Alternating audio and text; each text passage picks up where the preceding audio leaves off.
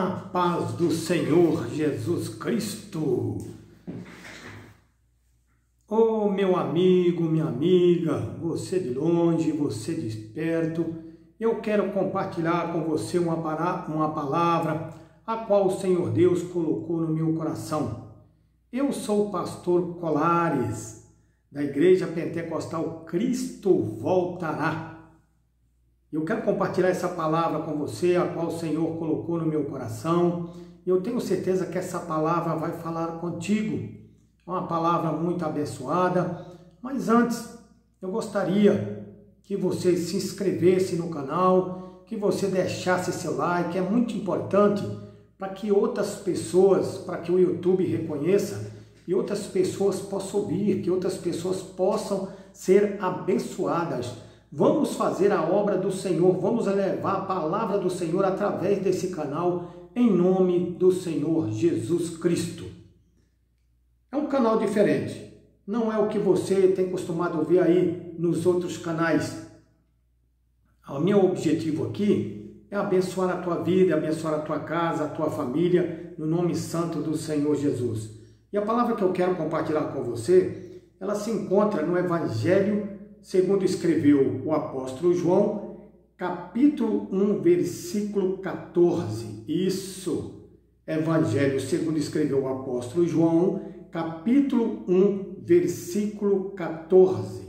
Diz assim a palavra do Senhor: E o Verbo se fez carne, e habitou entre nós, e vimos a sua glória, como a glória do unigênito do Pai, cheio de graça e de verdade. Aleluia! A glória do unigênito. A glória do unigênito. Ou seja, quando o Senhor Jesus, ele se fez carne e habitou entre nós, ele ainda era unigênito.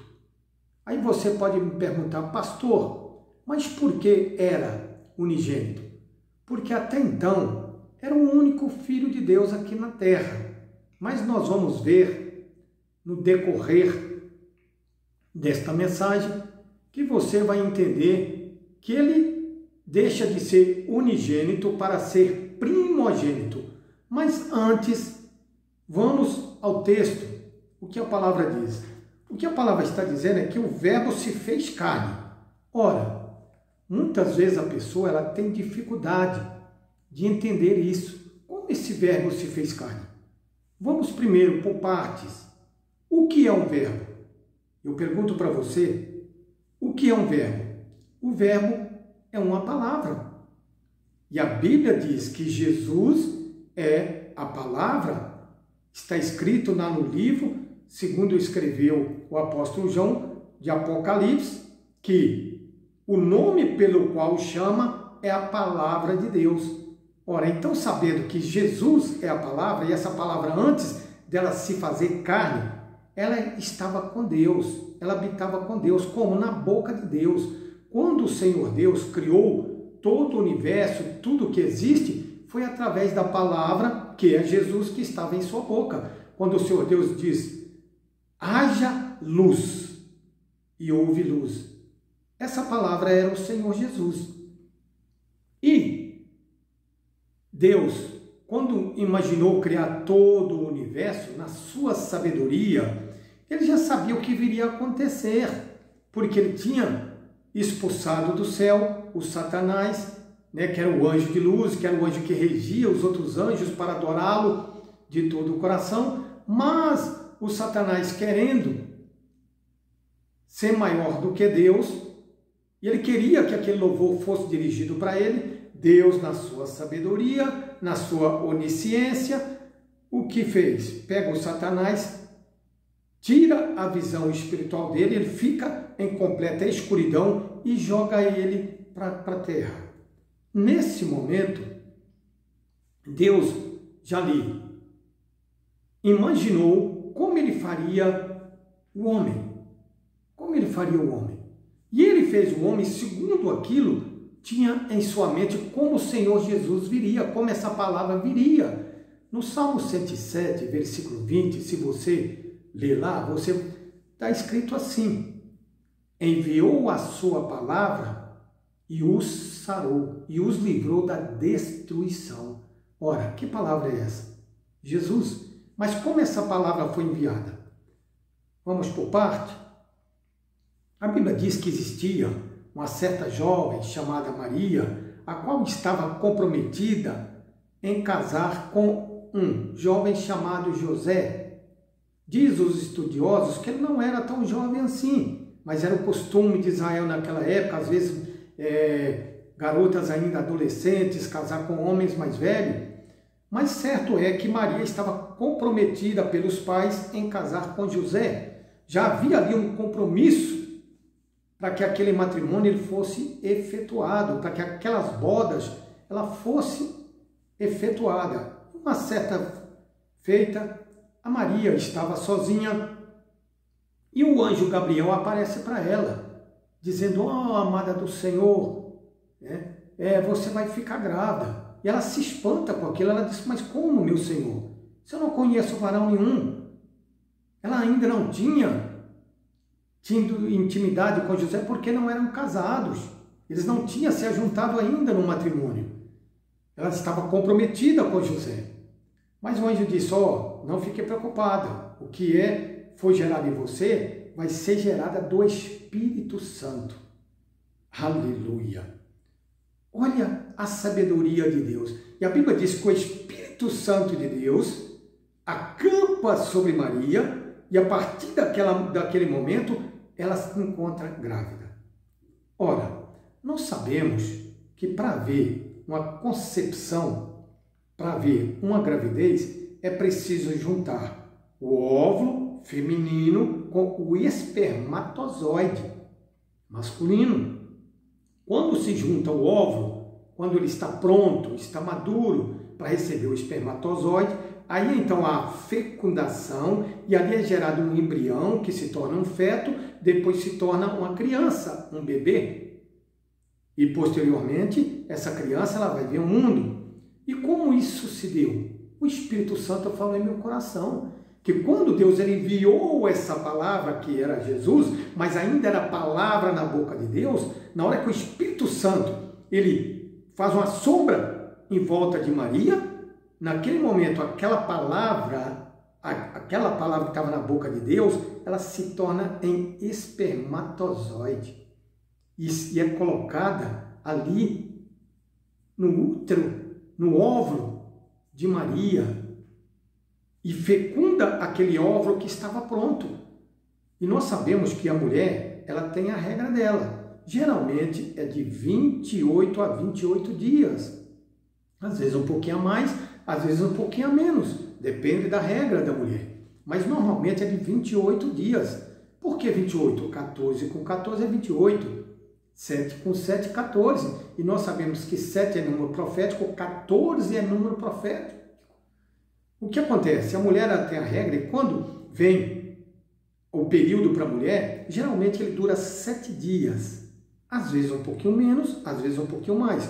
Mas se a mulher ela estiver com tudo normal no seu corpo, geralmente é 7 dias a duração. Que naquele tempo a mulher é considerada impura. Passou os 7 dias da sua regra, então o óvulo ele já começa a ser preparado para receber o espermatozoide. Após 7 dias, esse óvulo ele ainda está em formação. Quando chega no 14º dia, 14 dias após a menstruação, o óvulo já está pronto, já está no seu ápice para receber o espermatozoide para ser gerado.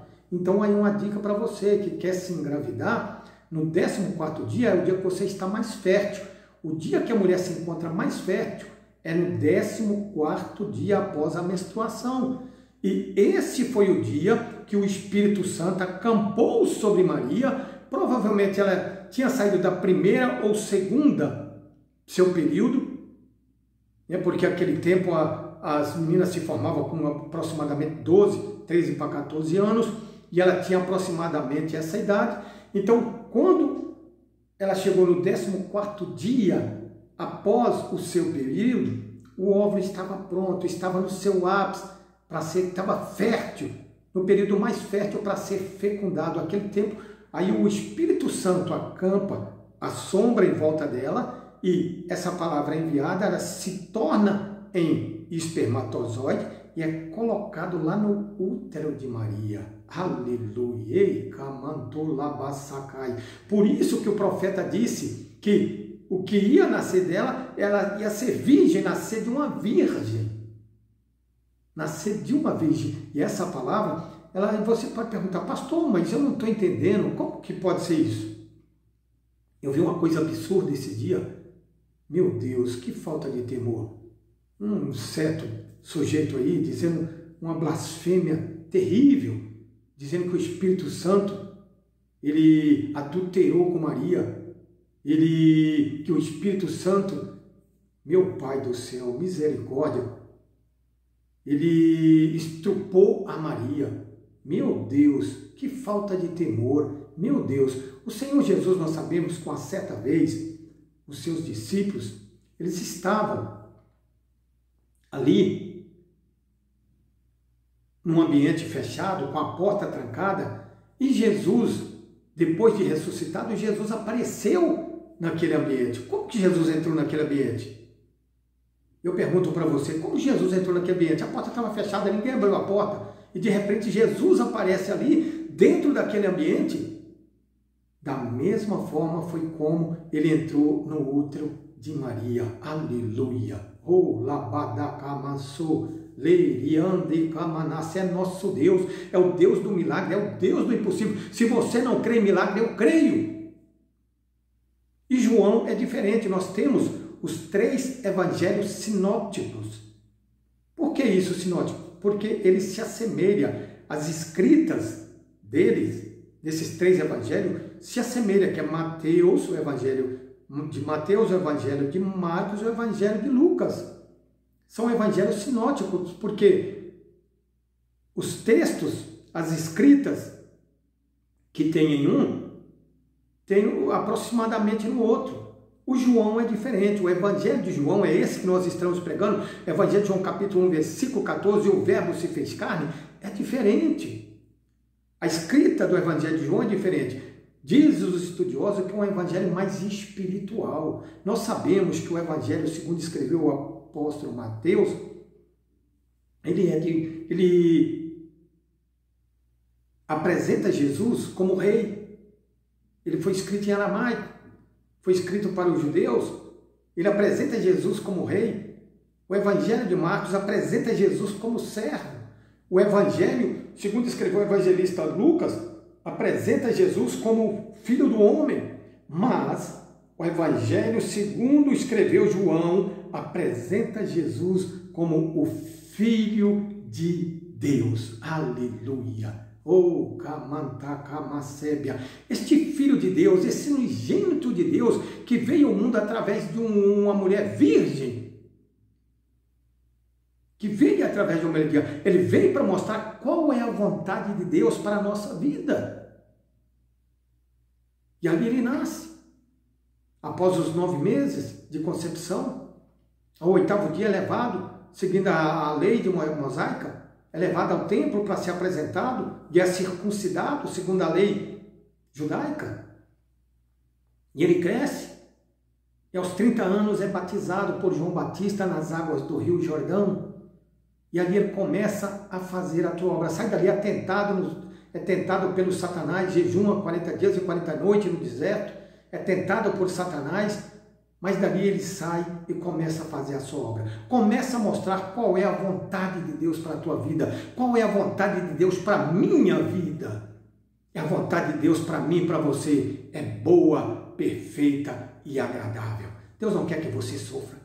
Por isso ele enviou o Filho dele para pegar os sofrimentos da humanidade e colocar sobre ele. E quando ele foi crucificado naquela cruz do Calvário, aleluia, glória a Deus, quando ele foi crucificado na cruz do Calvário, quando ele abriu a sua boca rendendo o seu espírito, ele disse, Pai, está consumado. Naquele momento, essa palavra consumado, em aramaico, ou em grego, ela quer dizer, o preço foi pago, a dívida foi paga, A dívida que o homem tinha para com Deus foi paga através do ato da crucificação do Senhor Jesus. Eu quero dizer para você, a tua dívida foi paga. Você não deve mais nada para o inimigo, você não deve mais nada para o diabo. E não é a vontade de Deus que você sofra, não é a vontade de Deus que você fique enfermo, não é a vontade de Deus que você passe necessidade. A sua dívida já foi paga. Aleluia. De camantolabacei.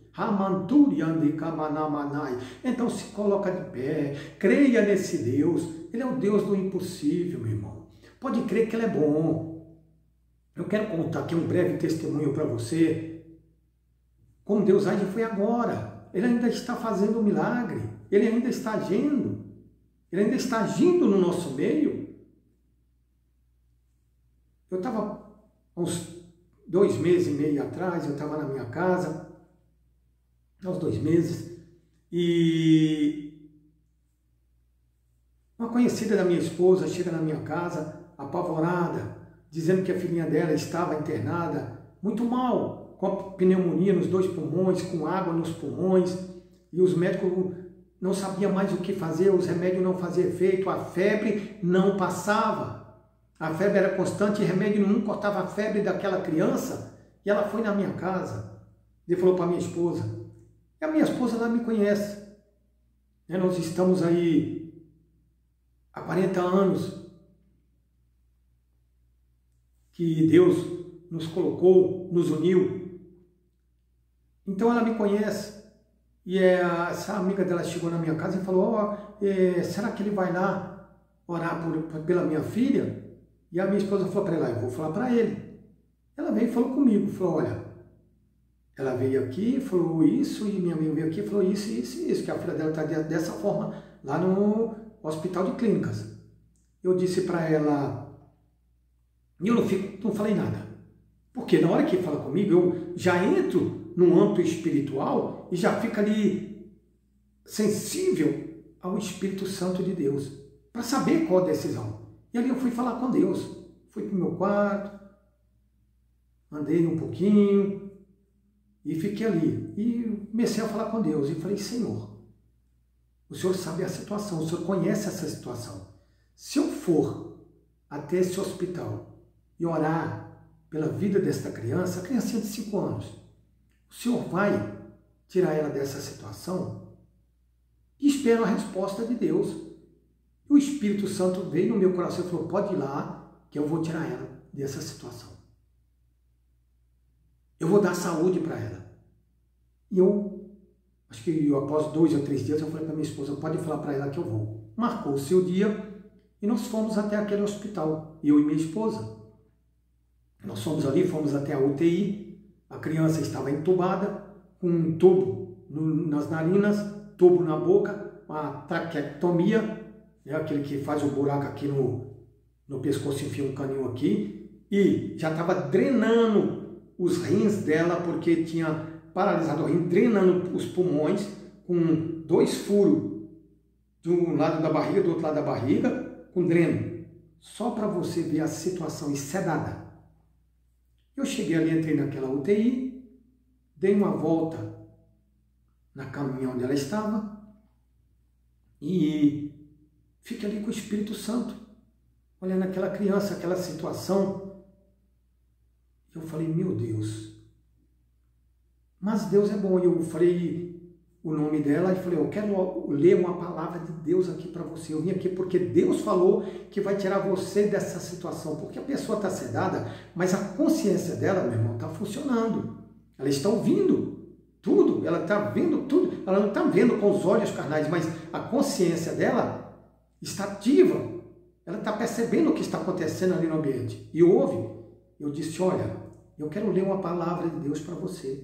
Eu li ali aquele texto, a qual o Senhor colocou no meu coração, para a vida dela, e eu li o texto e falei, eu vou orar pela tua vida. Eu ungi ela com óleo, simplesmente óleo, azeite, oliva extra virgem, puro. Que às vezes você vem em igreja aí que pastores vai ungir, unge com aquelas misturas lá, aquele negócio, cheiro terrível que, meu Deus, se a pessoa tiver algum problema de respiração, vai até provocar um mal naquela pessoa, mas são costumes que as pessoas têm.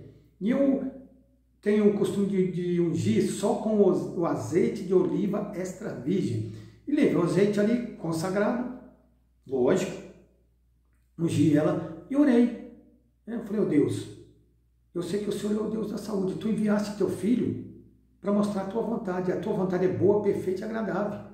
E não é a vontade do Senhor que a pessoa sofra, que a pessoa fique enferma, senão o Senhor não teria enviado o teu filho Jesus, porque ele veio para curar os enfermos. Então, se ele curou os enfermos, é porque é tua vontade que a pessoa seja curada. Porque muitas vezes a gente vê a pessoa, Deus, se for a sua vontade. Mas a vontade de Deus é que a pessoa fique curada, Deus não quer que a pessoa fique doente.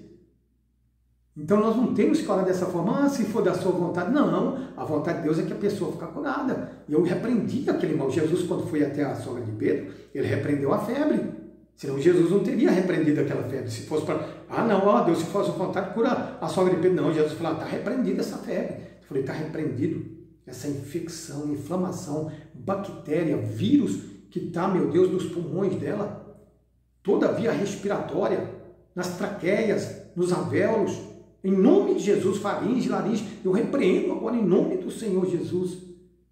De pneumonia maldita, infecção maldita, água no pulmão está repreendido. Esse mal não prospera em nome de Jesus. Declara a tua bênção, declara a tua vitória, declara saúde na tua vida em nome de Jesus. Eloá, receba a bênção em nome de Jesus. Abençoa a vida daquela menina. Abençoei, você está liberta, está abençoada, está curada em nome de Jesus. E disse, falei para a mãe dela, Deus vai tirar ela dessa situação. Mas havia muita ação humana. Os médicos ali sem saber mais o que fazer, porque ela não estava respondendo, só que, a partir do momento que eu fui lá e orei, a febre foi embora. Ela não teve mais febre. Aleluia! Oh, labadabacamasobecaiandarás. A febre foi embora. Os remédios começou a dar resultado. Mas, de repente, ação humana, porque a parte da família do pai da menina, a qual a mãe já está separada, queria que a menina morresse para culpar a mãe, porque ele estava separado e ela queria que ela voltasse com o antigo companheiro, ela não queria voltar, e eles queriam usar a morte daquela menina para querer culpar ela. Olha que coisa terrível, irmãos. E até uma parte da família lá que faz aí magia negra, trabalha com essas coisas aí, né? E queria que a menina morresse, fez até trabalho para que a menina falecesse. Só para vocês verem a maldade do ser humano. Alguém foi lá e desligou os equipamentos que estavam ligados na menina, para que a menina morresse. Olha, terrível. Chegou a ponto de os médicos chamar a mãe e falou para ela, vai para casa, porque ele já teve 3 paradas cardíacas, os rins pararam de funcionar, então vai para casa. De outra forma, prepara o velório. A certidão de óbito já está assinada. Mas o nosso Deus é o Deus da vida. Ela veio chorando, né? Agoniada, desesperada na minha casa, falando para minha esposa, eu fico chorando, aquela coisa terrível. E eu estava no meu quarto, eu fiquei só ouvindo. Aquele chororô, aquele desespero. E eu não tem mais jeito, não tem mais jeito. Ela já deu infecção generalizada e os médicos falaram, você vai esperar a morte dela. E eu falei para mim, aí a minha esposa, depois que ela saiu, veio e falou comigo, falou, enquanto há vida, há esperança. A palavra final é do Deus Todo-Poderoso. Eu não aceito isso. Bati um beijinho ali no chão, abri uma consagração, falei, Jesus, eu não aceito a vida dessa menina ser ceifada, porque o Senhor me levou ali para orar pela vida dela. E o Senhor falou que ia tirar ela dessa situação. Então, quem está sendo envergonhado é seu nome, não sou eu. E fiquei firme. Está repreendido esse mal. O Senhor falou que vai tirar ela, eu creio que o Senhor vai tirar. E passou-se o tempo. Né? Foi 2 meses nessa luta, meu irmão. Eu senti ali uma hora que eu estava orando, demônios na minha volta, terríveis, demônios terríveis. Né? Que para a misericórdia de Deus, Ele me deu uma visão espiritual, tem visão espiritual aberta. E eu vi, e eles ali falaram, não tem jeito, mulher, porque ele está orando. E eu ali firme com Jesus. Conclusão. A menina saiu da UTI, foi para a enfermaria e hoje, para a honra e glória do Senhor Jesus, há 2 semanas, eu estou falando para você isso agora, há 2 semanas atrás, ela já está em casa para a glória do Deus Todo-Poderoso. Esse é o Deus que nós servimos, esse foi o verbo que se fez carne. Foi para isso que ele se fez carne. E ele deixou, quando ele disse, Pai, está consumado, ou a dívida foi paga. Ele deixou de ser unigênito para ser primogênito. E hoje todo aquele que confessa o Senhor Jesus como o Senhor e Salvador da sua vida se torna filho de Deus e tem as promessas na sua vida, promessa de salvação, promessa de cura, promessa de libertação. Essa é a promessa que o Senhor tem para a tua vida, em nome do Senhor Jesus. Eu quero orar pela tua vida, pela tua casa, pela tua família. Pai, em nome do Senhor Jesus, esteja essa pessoa aonde estiver. Eu oro pela vida dela. Eu creio, Senhor, no poder e na santidade do Teu Espírito, que o Senhor faz além daquilo que nós pedimos ou pensamos. Então, essa pessoa que está aflita, está pensando, Senhor, até a dar cabo em sua vida, a cometer o suicídio, meu Deus, Tua é a glória, Teu poder.